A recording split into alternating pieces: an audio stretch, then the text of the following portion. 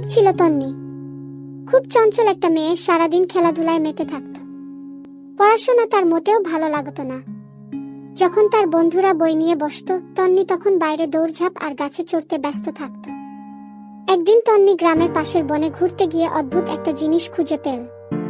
একটা ঝকঝকে সোনালী কলম গাছের নিচে পড়েছিল। কলমটা ঠিক যেন তন্নির জন্য অপেক্ষা করছিল। সে তুলে দেখল, কলমের গায়ে লেখা আছে, যা চাইবে তাই লিখবে। তন্নি অবাক হয়ে কলমটা হাতে নিয়ে বলল, আমার নামটা সুন্দর করে লিখে দাও। ও অবিশ্বাস্যভাবে কলমটা নিজে থেকেই নড়তে শুরু করল আর সুন্দর হরফে লিখল, তন্নি। তন্নি দারুণ খুশি হলো। সেই রাতেই তার মাথায় এক বুদ্ধি এলো। পরের দিন স্কুলে পরীক্ষা ছিল। তন্নি পড়াশোনা না করেই সেই জাদুর কলম নিয়ে পরীক্ষা দিতে বসল। প্রশ্ন দেখে সে ফিসফিস করে উত্তরগুলো বলল আর কলম নিজেই সব লিখে দিল। ফলাফল, তন্নি পুরো ক্লাসে প্রথম হলো। সবার প্রশংসায় সে আনন্দে আটখানা, কিন্তু ভেতরে ভেতরে তন্নি জানত এটা তার নিজের কৃতিত্ব নয়। শুরুর দিকে তন্নির মনে হলো এই কলমটাই তার জীবনের সেরা জিনিস। পড়াশোনার কোনো চিন্তা নেই, জাদুর কলম সবকিছু সহজ করে দিচ্ছে। কিন্তু একদিন সমস্যা দেখা দিল।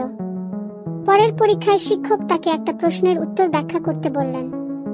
তন্নি কিছুই বলতে পারল না, কারণ সে কিছুই জানত না। বন্ধুরাও বুঝতে পারল তন্নি হয়তো কোনো ফাঁকিবাজি করছে। সে লজ্জায় মাথা নিচু করল। সেদিন রাতে তন্নি নিজের ঘরে বসে জাদুর কলমটা হাতে নিল। সে ভাবল, আমি যদি নিজেই কিছু না শিখি, তাহলে তো সবসময় অন্যদের কাছে ছোট হয়ে থাকব। তন্নি সিদ্ধান্ত নিল সে আর কলমের উপর নির্ভর করবে না। পরের দিন থেকেই সে নিজে পড়াশোনা শুরু করল। ধীরে ধীরে সে বুঝতে পারল শেখার মধ্যে মজাই আলাদা। প্রতিদিন নতুন কিছু শিখে সে আনন্দ পেতে লাগল। জাদুর কলম তখনও তার সঙ্গেই ছিল, কিন্তু এখন সেটা শুধুমাত্র তার পরিশ্রমকে সহজ করে দিত। তন্নি ধীরে ধীরে তার ক্লাসের সবচেয়ে মেধাবী ছাত্রী হয়ে উঠল।